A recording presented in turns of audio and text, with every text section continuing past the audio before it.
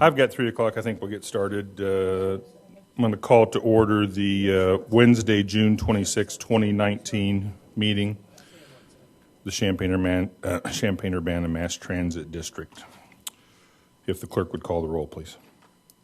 Barnes. Here. Bauer. Here. Chaplin. Here. Cho. Farron. Present. Hannon. Here. Dial. Here. Thank you. Quorum is present. Thank you. I'll remind the board and the attendees that we need to silence our cell phones and our electronic devices at this time. I'll ask for an approval, a motion, and a second to approve today's agenda after you review it. Second.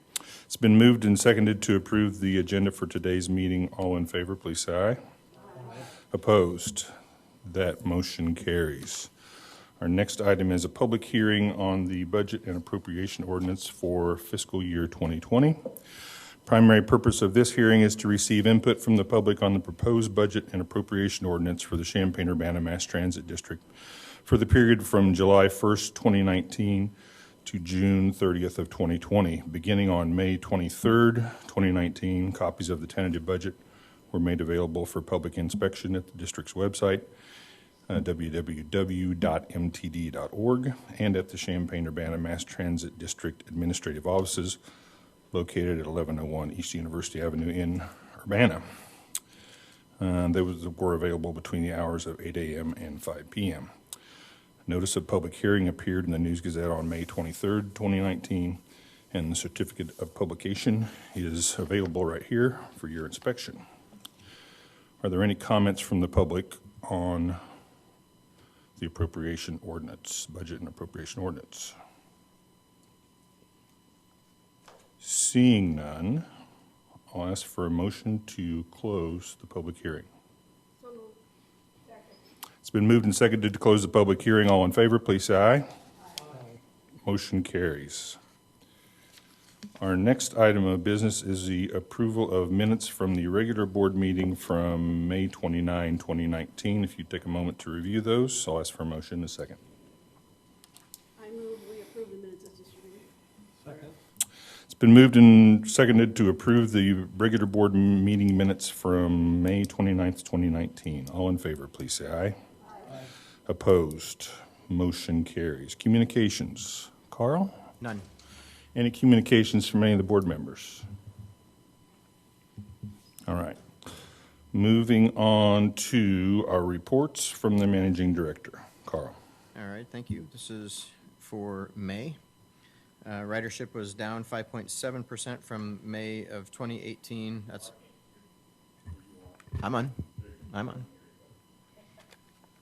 I'll lean in.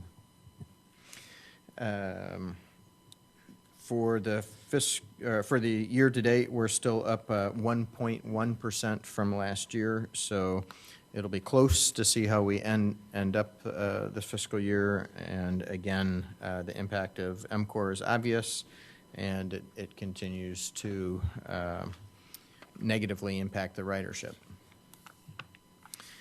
The May 2019 operating revenue was 0.2% below May of 2018, and the year-to-date operating revenue was 1.8% below FY 2018.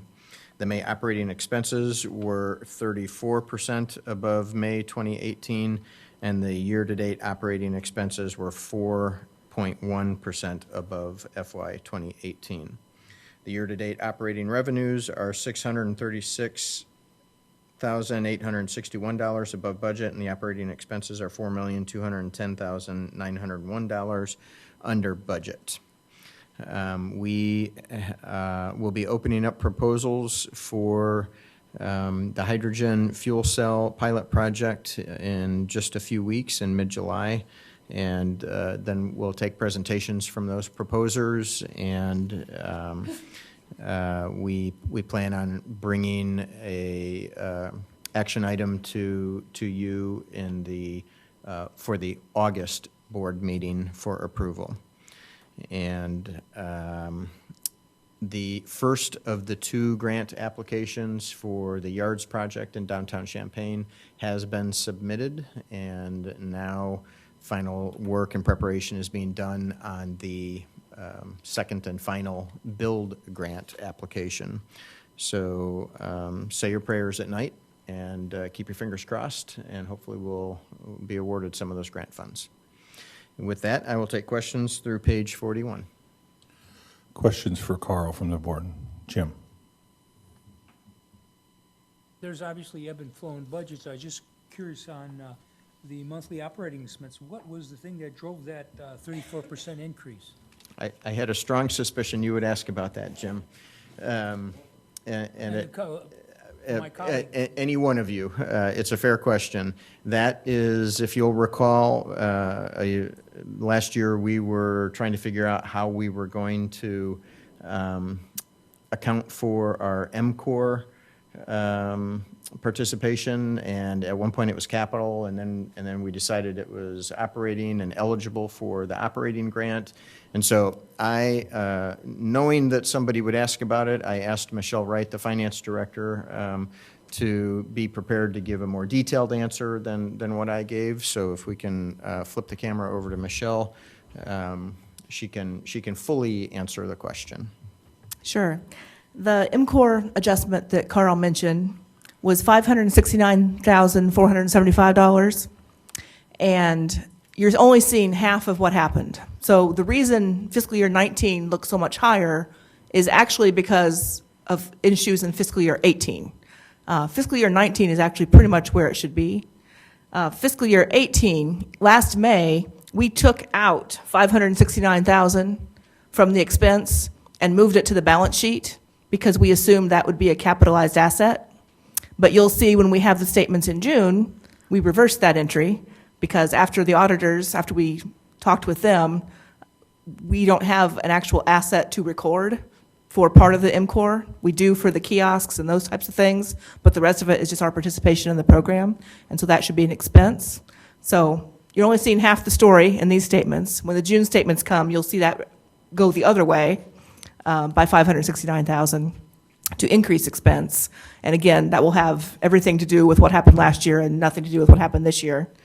When you take that out, the actual variance between the 2 years is about $200,000, and that can be explained by increased labor due to the wage increase, more hours worked.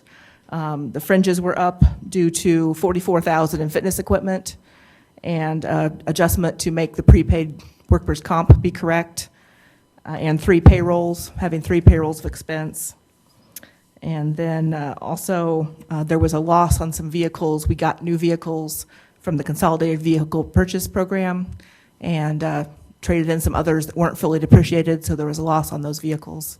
And I'm probably getting the cut sign because I could just go on talking about this, but if you have other questions, I'd be happy to answer them. Additional questions for Carl or staff on the report? Jim? I was just wondered what the story on annual passes. I noticed they were down 16% over the years just because of extending it, giving people more free rides. How do we account for that? It's not giving people free rides. There's some ebb and flow to that as well, with some people will buy monthly passes instead of annual passes. But also, we lost some annual and monthly pass usage when we introduced the veteran pass, which we knew that would happen, and that was a benefit that we were offering to veterans, that they could get the free veteran pass. But then, of course, why would they buy an annual pass or a monthly pass after that? So that's a big part of that dip. Any kind of initiative to try to bump that up, or is that not a real priority? It hasn't been a priority. If you'd like to make it a priority, I would suggest the way to do that is to reduce the cost of the annual pass. Thank you. Dick? Yes, in the budget analysis report, I noticed that operating assistance state was down almost 33%. Wondering why that might have been. That's on page 2 of the 11-page report. Well, the operating assistance varies with the expenses, so it's a percentage of the expenses. So you're looking at, 21 million plus for the actual year-to-date. yeah.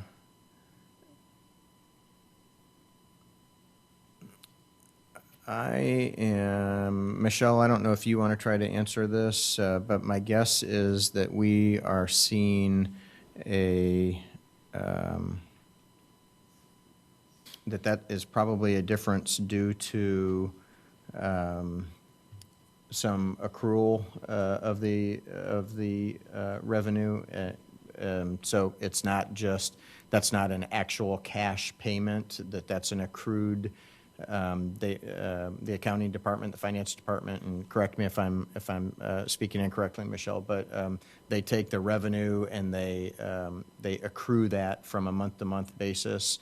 And so that can vary depending on a variety of variables.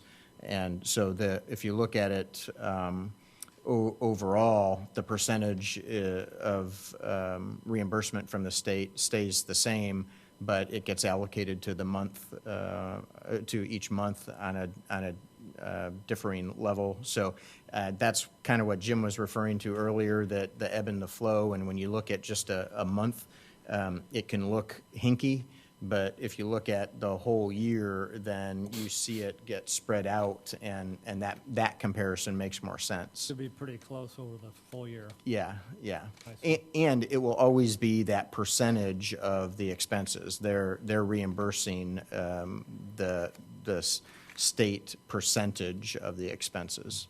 Thank you. Additional questions on Carl's report from the board? Seeing none, we'll move on to our first action item, which is adoption of our budget ordinance. Flip back to that.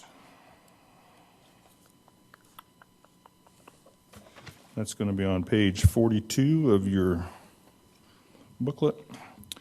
At this time, I'm going to ask for a motion and a second to open discussion on ordinance number 2019-1, the Budget and Appropriation Ordinance for fiscal year 2020. It's been moved and seconded. We're going to open discussion on this item. Carl, do you have anything you want to report on this at all? Nothing in addition to what we discussed last Okay. month. Any questions from the board on the budget at this time? Anybody want to make any statements or anything? Seeing none, I'll ask for a roll call.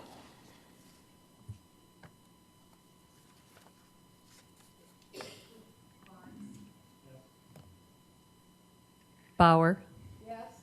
Chaplin, Yes. Cho. Farren. Hannon. Dial. Yes. That motion carries. Our next action item is adoption of ordinance number 2019-2. That's an ordinance authorizing issuance of capital facilities notes. I'm not going to read through that whole description. Carl, report on this. So last month you approved the award of the agreement with Prospect Bank. And so once you approved that, that started our bond attorney in a flurry of activity, and he wrote and developed this authorizing ordinance to issue the debt with Prospect Bank. So this is part two, the final part for you to take action on initiating that agreement with Prospect Bank. This is for the borrowing of funds for the debt service capital projects. And that runs from, this looks like page 50 to page 69, I believe. Yeah, 69 or 70. 70, actually, 70, yep. Questions for Carl on this item? I'll ask for a motion in a second. So moved. It's been moved and seconded to approve adoption of ordinance 2019-2. I'll ask for a roll call. Barnes. Yes. Bauer. Yes. Chaplin. Yes. Cho. Farron. Hannon. Dial. Yes, that motion carries. Our next item is a contract with Developmental Services Center for ADA transport. Carl. This is a recurring agreement that we have with Developmental Services Center for the transportation services that they provide for their clients that we are legally bound to provide via a contract with them. And so this allows them to take advantage of the state reimbursement operating assistance grant, and it also allows us to provide a higher level of service for their clients because their drivers know their clients and know the particular disabilities that each of them have and how to address those. So they provide more than just transportation services, but they also provide care services, and we don't do that. So they get a better level of service this way. And so this is something that we do on an annual basis. And this year's agreement is for $516,733. Questions on this contract for Carl? Margaret. Could you just briefly say what's the difference between this year and last year? Is it just the amount of money? Yes, there were some service changes last year. They added a route, but this year that has remained the same. So this is just a reflection of some additional hours on those routes and then pay increases for their operators and increases in the cost of fuel and insurance and that type of thing. Additional questions on this, Dick? How long have we been involved in this relationship? Oh, boy. That is an interesting question. I would say, I guess I'm a little hesitant to say, to try to put a year on it. I don't know off the top of my head, but it's been certainly since the early 90s. Anything else from the board for Carl? Seeing none, I'll ask for a motion and second on this item.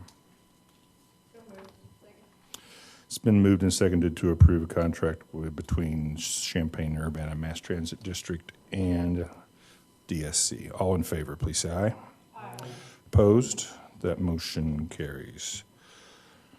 Our next item is a contract between University of Illinois DRES and the CUMTD for special services. Carl. This is very similar to the Developmental Services Center agreement, only this is with the University of Illinois and the Division of Disability Resources and Educational Services. So they provide transportation for their clients, and we reimburse them for that, so it's a contracted service. I want to make a note about what you see in front of you. I'm going to ask you in your motion to stipulate that you're approving in substantial form what you have in front of you, because we do need to make a slight change to it. Has no impact to the cost structure of the agreement. But when the university wrote up this amendment to update the costs, they must have used a template that was for a different service. So that what you have in front of you actually says for a law student exchange program. And that is not what this is for. It's for transportation services. And so I had some dental work this morning, and I didn't have time to get back in touch with them to get this changed. So if you can approve this in substantial form, the costs stay the same, and then I'll reach out to the university to get this updated and corrected. It's a minor modification. Questions on this item for Carl? Seeing none, I'll ask for a motion and a second to approve the agreement between the Board of Trustees of the University of Illinois and the Champaign-Urbana Mass Transit District in substantial form. I move we approve in substantial form, please. It's been moved and seconded to approve this agreement. All in favor, please say aye. Opposed? Motion carries. Our next item is authorization to update the bank signature cards to include the Chief Operating Officer. This is fairly self-explanatory. As we introduced last month, we have a new Chief Operating Officer, Corbin Figg, and so we are adding him to be a signatory to sign checks, and this is the approval to do that. And then, Chair, when we're done with this item, I have one other thing that I neglected to mention earlier. Very good. I'll ask for a motion and a second to approve this authorization to update the bank signature cards.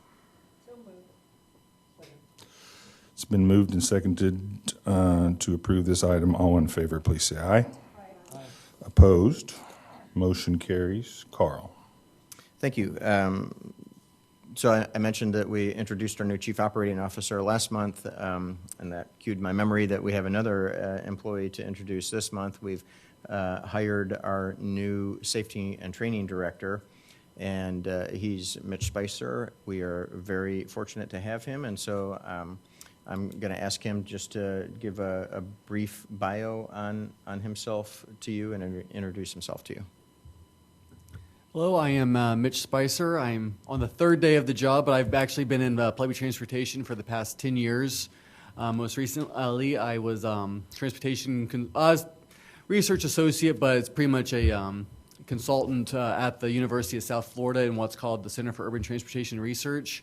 I worked closely with the Florida Transportation Safety and Operations Network and also the Florida Transit Marketing Network. Before that, I was a bus operator and supervisor at Indiana University, where I drove and supervised for about 6 years. Welcome, Mitch. Yeah, thank you. Anything else, Carl? Nope, that's it. All right. All right, that is the end of our business. Our next meeting, our next regular meeting, will be Wednesday, July 31st, 2019, 3 o'clock right here in the Champaign City Council chambers at 102 North Neal Street in Champaign. Anything else from the board? No announcements. I'll ask for a motion. It's been moved to adjourn. We are adjourned. Thank you for your attendance.